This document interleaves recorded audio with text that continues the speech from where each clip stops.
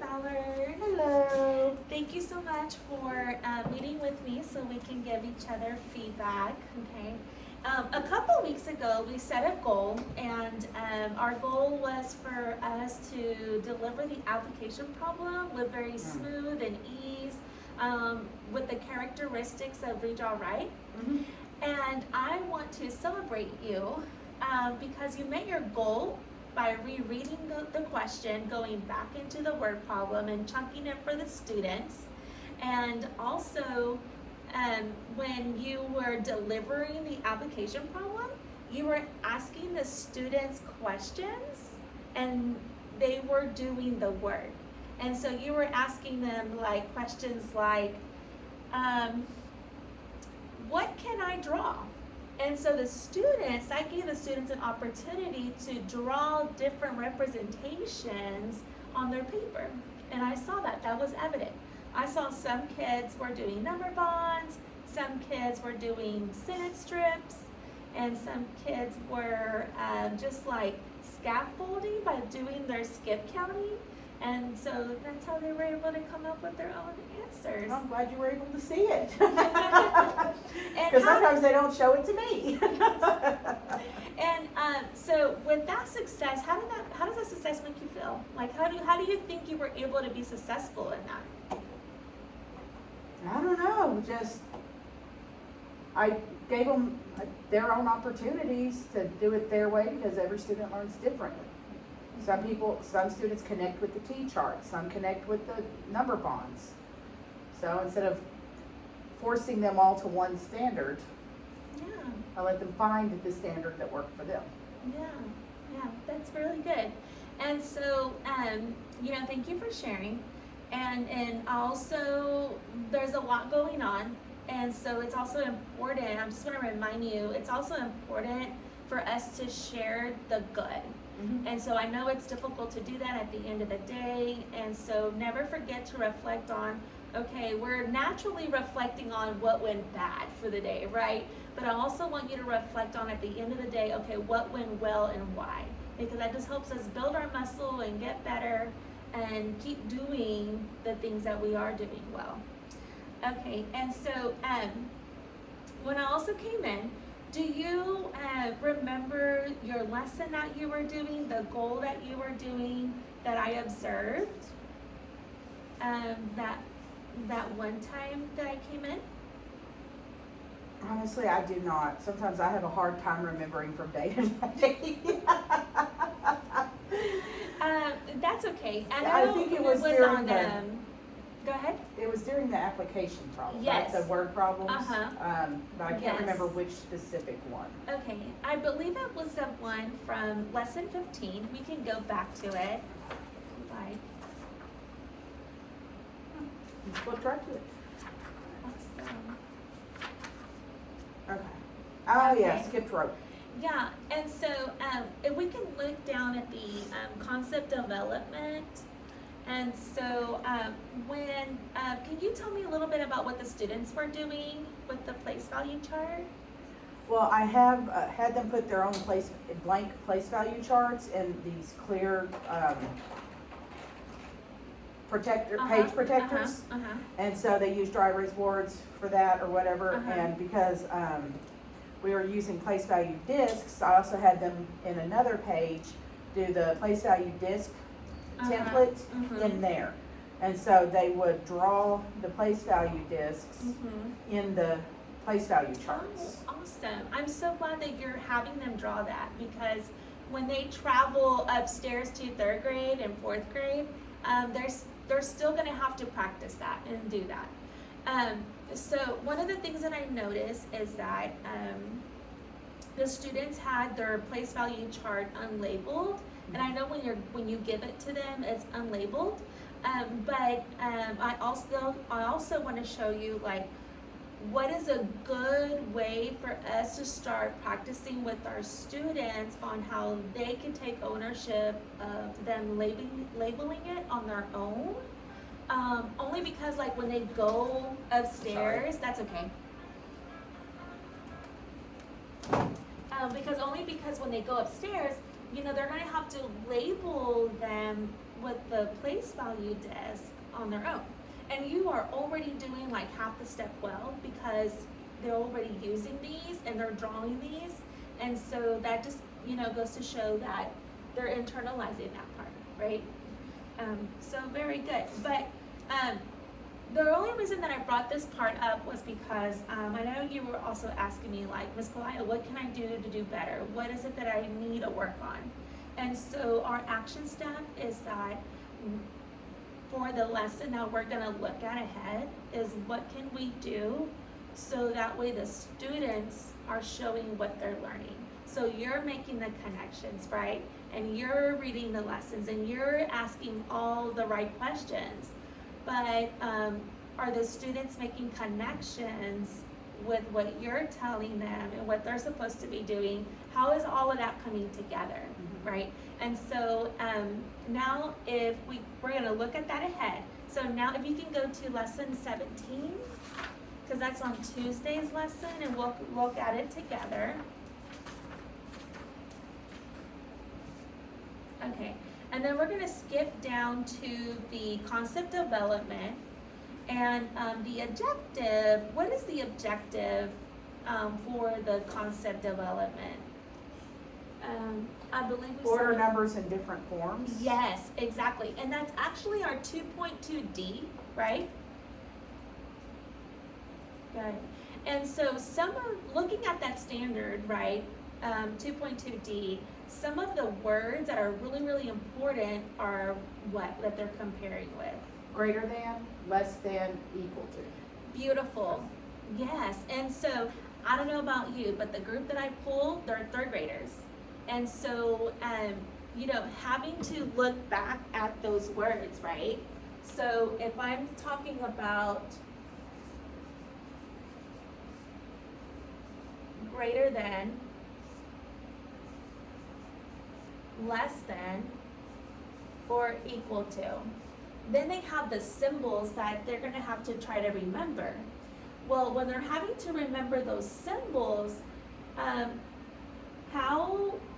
what is it that you can do so that way they can relate to those symbols, to make sure that they're going to use them correctly? Okay. Well, one thing I had a teacher who helped me was like with greater than, the symbol is this, because when you look at it, the bigger or the greater side is first. Yeah. So when because we read left to right, and so Good. and I've told the kids this, we read in math, even numbers and symbols, so we can read it. Greater than.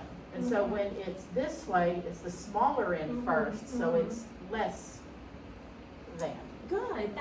That would actually make a really good anchor chart. And then how can they make that connection with the numbers? What's one thing that you could add to that drawing? Well, I know for kinder, teeth. Yeah, Like you could the draw. gators like the bigger numbers. Yeah, you could draw the teeth. So that would be a good visual, right? We could draw the teeth, right? And we could emphasize, okay, like this is the part that, The big fish. The big fish, right? Okay, so speaking of fish, if I wanted to now put the numbers, how many fish could I draw here on this side, right? Well, since third grade's going up to 1,200 this year, we could do it in the 1,000, but Yeah, it's kind of a huge number. That's a huge fish. So for the sake of time Right. and the space, right, I can have 2 fish, right? And then here I would have 1 fish, right? So then here that would be greater than, and then you could do the exact same example for less than, and then we could do 2 fish for equal to. Yeah. Okay, and then, so good. So that takes care of the vocabulary, right? And I like how you're making the connections with the vocabulary to the objective, so that's amazing, that's really good. And then for the first part of your concept development, right, the students are having to do something else. And you said, Ms. Pelayo, how can I have my students make connections to the material that they are learning, right? So, one of the things, I love how you already have the place value charts at their desk, the templates, that's good. So, they have something that looks like this, right? Right? Yes. And it's not labeled, right? No, Okay. Not yet. So, yeah, not yet. And so, what we can do is we can say, boys and girls, what do you notice about my place value chart? And they might say, there's nothing on it, it's unlabeled. Or you can say, right, there's no words on it, it's not a labeled place value chart. Okay, well, what can I do to label it? What's one of the things that I can do to label this? And I know this part is hard, difficult, but don't answer. And you can even tell them, and it's gonna feel awkward, right? You're gonna be like, remember, raise your hand, don't answer. And you're gonna be, cause for me too, right? Cause I'm just like, and so it's gonna feel awkward. And then, okay, without talking, show me on your place value chart. And it's not the end of the world, it's okay. But it's an expo and they can erase it if they get it wrong, right? It's okay. So then, right, you start looking around. So you start looking around. Ooh, okay, you're good. Ooh, nope. I would go back and what's before the 10, so okay?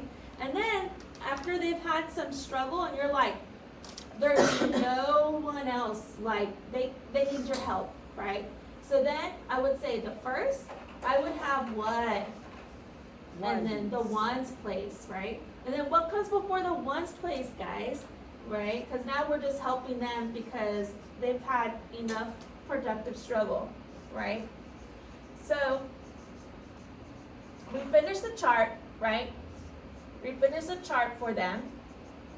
And then after we finish the chart for them, this is one thing that we really want to stamp for them. I have 200s. Like, what does that mean? Some kids, honestly, that totally throws them off, right? In the language, right? What are some things that they could be thinking about when you say 200s? 200, hundreds. Some of them. Yeah. I mean, they try and put like 200 in the hundreds. Oh, yes. And some They literally put 200 in here. Yes. And so, now, what I've done to model this part is I said the unit is hundreds, right? So I have 2 of what? And they're like, oh, 200. It's like if I had 2 Skittles. I've had 2 of the Skittles. Right? So how many Skittles would I draw? Okay. 2. Yeah, so that's how I made that connection. So, okay, so I have 2 of what? Hundreds. Put my finger in the hundreds place. How many hundreds am I going to draw? 2. 100. 200. Okay. I have 12 ones, right? How many ones am I going to draw? And where? And then you're going to tell them, that's your opportunity. Now you're going to tell them, go ahead and show me. Draw it, right? And then you're going to get some that get it correct. You're going to get some that get it totally wrong, right? And, we're going to have a mixture of different things, right? Yeah, there's always one and you're like, how? Where? Yeah. This doesn't even make sense anywhere. Yeah. And so, then, after we show them, right, I have 12 ones, right, and they draw their 1, 2, 3, 4, 5, 6, 7, 8, 9, 10, 11, 12, right? They draw their ones, right? After they draw their ones, like this, you want to give them a time where they can share that information with their group. Okay? Kinda like that was their think, now they're gonna pair, Uh-huh, then they'll share. yeah, Okay. exactly. And Because I try and get that in everywhere. yes, and why do you think that's important? Because sometimes they're able to make that connection with another student in their own words, down at their own level, because they understand what the other person's struggling with more than we do. Mm-hmm. So I think sometimes throwing those ideas out and letting them teach in a way lets them take ownership. Yeah, kind of using that kid-friendly language, right? Okay. And then, so then we want to go ahead and make the number, right? This is not the number. Boys and girls, what do you think we could do now? And that would be another good point. If you want to write that in, Ms. Ballard, like at this point, I would be like, what can I do now to make my number? What do you think we should do with all these ones, boys and girls? That would be a good point, so that way they can like turn and talk, brainstorm with their group, see what they come up with, right? Right. Okay, and then hopefully, right, we want them to recognize that they can group these 10, right, like what they practice, and then they can make 1 10, right? Right. And then, wow, boys and girls, we've already regrouped, we've made 1 10. On your whiteboard, I want you to show me the number that you've made. And then you go around, you check, okay, oh, they got it really good. Oh, they didn't get it so good, right? Okay, I'm gonna go over here.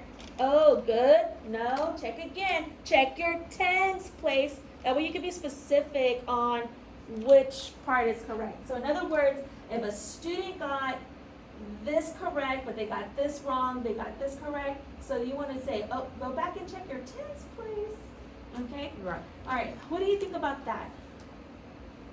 Do you think that'll be helpful? Yeah. I mean, definitely. The partner work, the regrouping. Because right now I'm trying to get them just to do it in groups of 10s or, 5s. That way they can better keep track of better. But yeah, making sure that they go around and maybe correct the other person at the table too. And like, oh, you didn't regroup.